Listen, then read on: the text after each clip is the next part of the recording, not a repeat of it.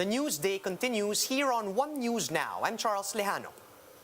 A magnitude 5.8 earthquake rocked the town of Abra de Ilog in Occidental Mindoro just a few minutes past 9 a.m. earlier today. The earthquake was felt in various parts of Luzon, including here in Metro Manila. No intensities have been reported yet as of this time, but PHIVOLCS is expecting aftershocks from the said quake.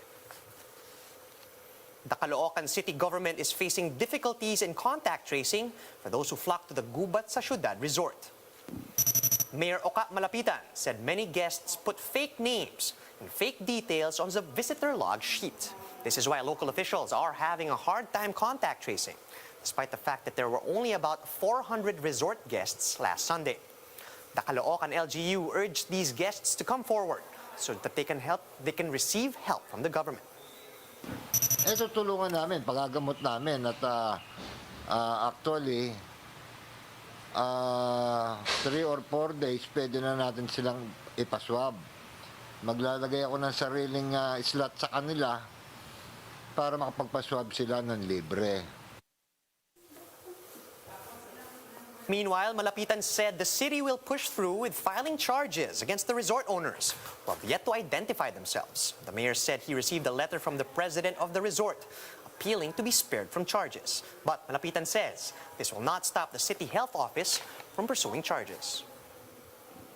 Meron sulat ang presidente ng nasabing korporasyon na meron silang family dispute doon sa property. Ibig sabihin, inilalabas niya yung sarili niya na hindi siya directly involved sa management. Pero ako, sa tingin ko, sa husgado niya nasagutin yon.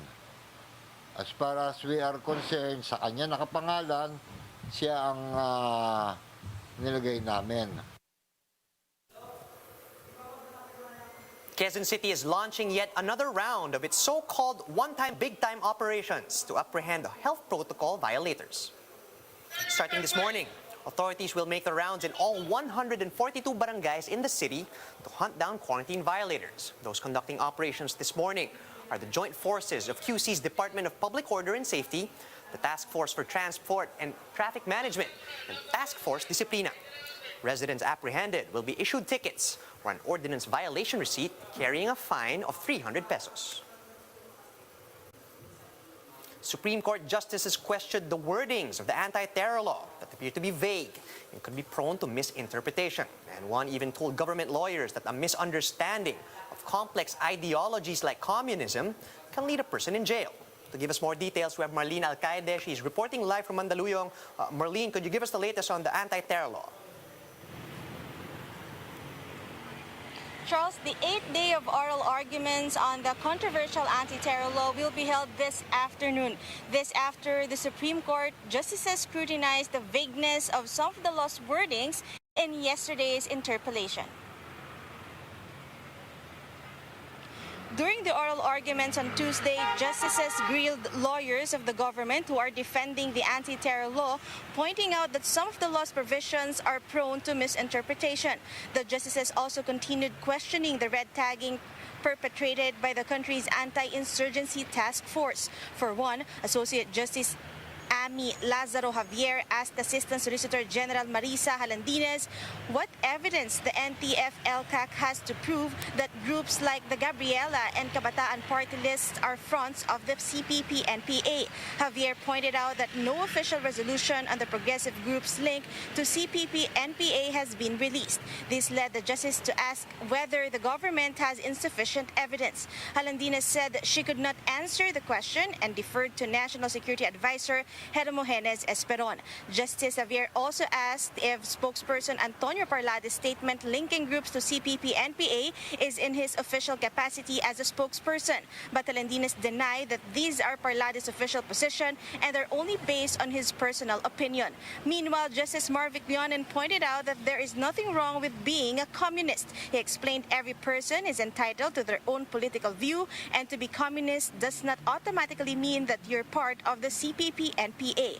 To be communist, Leonen said, means you believe in the writings of Karl Marx and the Communist Manifesto. He even asked ASG Halandines if she has experienced being in prison. Leonen explains feeling helpless inside the prison has a great emotional impact on a person, especially if the accusation was based on mere suspicion. Justice Amy Lazaro Javier also asked about the government's steps to allay the public's fear about the anti-terrorism law. One justice pointed out that the definition of terrorism under the anti-terrorism law is too vague. Government lawyers also admitted that there are no standards yet determining what these acts of terrorism are. Justice Kagiwa also asked what the law standard is in defining an atmosphere of fear. The ASG said there is none. Charles, this afternoon, 2 remaining justices will lead rounds of interpellation. If all the justices will finish interpellation of representatives of office of the Solicitor General, it will be the National Security Advisor Hermogenes Esperon's turn to face the justices and personally answer the magistrate's queries on the contentious provisions on the law. Charles? Thanks for that report, Marlene. That was Marlene Alcaide reporting live from Mandaluyong. Cases of teenage pregnancy continue to rise as the COVID-19 pandemic drags on. The country is also recording more and more victims of domestic abuse as lockdowns persist. Mobile journalist Stanley Gahete gives us a front seat to the story.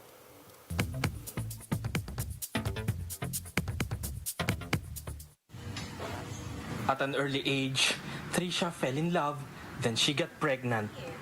And her problems escalated when her relationship turned out to be abusive. Hindi siya graduate, hindi rin siya maayos sa studies. I was suffering through domestic violence. Pinubugbog niya ako 3 months pa lang yun. With nowhere to turn to, Trisha thought abortion was her only option. Alam mo, hinuhugot yung kaloob-looban mo para hinahalukay siya na it was just painful. Rising teenage pregnancy is becoming a critical concern in the Philippines. Government data shows a 7% increase in pregnancies among those aged 15 and below in 2019. And this rate of increase has been going on for the 9th straight year. The POPCOM says it wants a more aggressive approach to address this disturbing issue. But the numbers got worse with the pandemic lockdowns. During the lockdown, the Population Commission noted upticks in teenage pregnancy, abortion, and domestic violence. Even maternal deaths in Metro Manila, Cebu, and Zamboanga are rising. But yung worry namin yung 10 to 14 among these minors, no? Because that's where we believe a lot of domestic abuse, violence, even statutory rape is happening.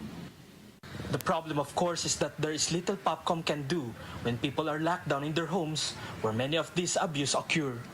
We have hotlines, we have warm lines, so all of these services to make it easier for adolescents. To offset the lockdowns, Perez says they are looking for other methods. Even community pantries could help in distributing contraceptives. Women want to have control of their lives and their bodies. And the family planning program is a means for them to do so. As for Trisha, it was a difficult choice for someone too young. She says she will just have to live with her past and hope her experience provides a lesson for the future. That there will be mistakes that you will just have to see through, that you'll have to go through. And nasasaya na ako mapapatawad mo yung sarili mo after that. Stanley Gahete, We Are One News.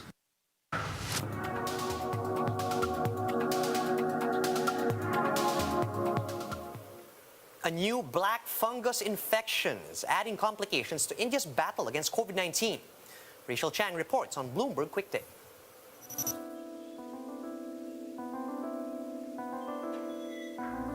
So what we know about the black fungus infection, it's also called mucormycosis syndrome in India, is that there's been a worrying number of cases that have appeared in hospitals amongst COVID patients who've been put on invasive ventilators. You know, this is a very serious infection. It involves the spores being inhaled because of contaminated water used in these ventilators. People are losing sometimes their eyesight. Doctors are having to do emergency surgery, removing their jaws so that the infection infection does not reach the brain. And it's just one of the very heartbreaking, awful things coming out of India as the country continues to deal with this devastating wave and the hospital system pretty much is near collapse. You know, they are linked to using contaminated water in these ventilators, not using sterile distilled water. What's really happening is that the hospitals are so overwhelmed. That's one of the reasons why this kind of contamination is happening more than before. A lot of these hospitals are just not equipped to deal with this surge of people coming in. This black fungus situation is also linked to people with diabetes, and we know that COVID and diabetes, you know, are linked as well. COVID can cause diabetes to worsen, and India is a place with one of the highest rates of diabetes in the world. So what we're seeing in India is just the confluence, a perfect storm of many health crises coming together.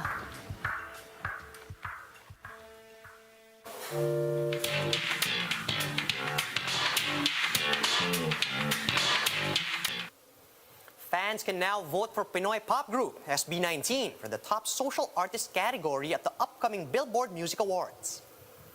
The 5-member group is competing against Grammy awardee Ariana Grande and South Korean legends BTS, Blackpink, and 17. The current title holders, Grammy-nominated group BTS, who have bested other Western artists in the category since 2017. For fans and supporters of SB19, there are 2 ways to vote for the quintet. First is Twitter voting, where any tweet containing the official hashtag BBMAs Top Social and mentioning the group's official Twitter account will count as 1 vote. The second method is website voting, where fans can also vote for the group at least 10 times every day until May 21 at 11:59 p.m. And those are the top stories at this hour. Join us again later at 12 noon as we continue to monitor the day's biggest stories. You can also catch One News on Signal Play. Just register for a free account at www.signalplay.com so you can stream One News live anytime, anywhere. I'm Charles Lejano. Mask on, wash hands, and stay safe, Philippines. We are One News.